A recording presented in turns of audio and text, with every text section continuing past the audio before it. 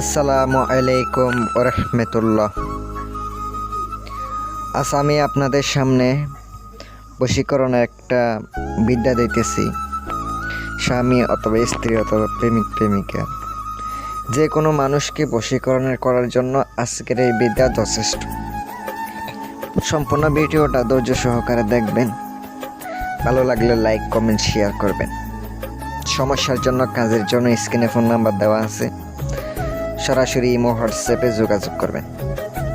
দেশ কিংবা দেশের বাহিরে থেকে দূর থেকে কাজ করাইতে পারবেন। বাংলাদেশের যে কোনো প্রান্তে হোক বাহিরে হোক চালানি কাজ করে থাকি, আপনারা যোগাযোগ করে ইনশাল্লাহ কাজ করাইতে পারেন। আজকে যেটা আমি নিয়ে আসলাম, এটা যারা কবিরাজ ভাইয়েরা আছেন তারা কাজ করেন, ইনশাল্লাহ উপকৃত হবেন। নিজে একবার চেষ্টা করেন, অবশ্যই কাজ হবে। কাজ কারকে অবশ্যই বুঝতে পারবেন। নকশার মধ্যে নাম লিখিত হবে।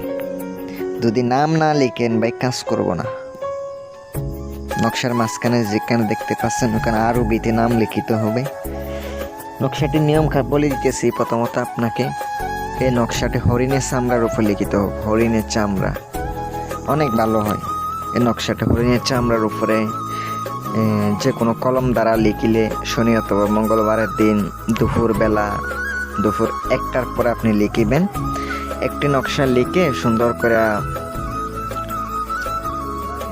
আপনি পেঁচাইয়া আপনি এটাতে লোবান চালাবেন, গোলমরিচ চালাবেন, এগুলো চালিয়ে নকশাটা উপরে ধরবেন। ধরার পরে এটা একটা মাদুলিতে বইরা আপনি রেখে দিবেন, নিজের হাতে ব্যবহার করবেন।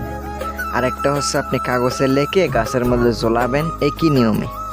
আরেকটা আপনি 2টা চামড়া লিখিবেন, একটা হচ্ছে ব্যবহার করিবেন, আরেকটা আপনি আগুনের পাশে দাফন করবেন যেন গরম হইতে থাকে, অথবা ইটের বাটা অথবা চোলার নিচে দাফন করে দিবেন। আরেকটা হচ্ছে আপনি গাছে ঝোলাইয়া দিবেন। এই 3টা কাজ করেন, দেখবেন সেই ব্যক্তি বশীভূত হবে। আস্থা বিশ্বাস রাখতে হবে। অনেকে বলে ভাই কাজ করে হয় না কে, অনেকে বলে হয়, অনেকে কাজ করে হয়, অনেকের হয় না কেন। কারণ কি, কিছু মানুষের হবে, কিছু মানুষের হবে না। অনেক সমস্যা থাকে। কিছু কাজ যদি বন্ধ থাকে নষ্ট করা লাগবে। বন্ধ থাকলে অবশ্যই নষ্ট করে কাজ করতে হবে, নয়তো তো কাজ করে উপকার পাইবেন না। কাজ করলে কাজ হইব না। সকলে ভালো থাকবেন। আমি নিয়মটা বলে দিলাম।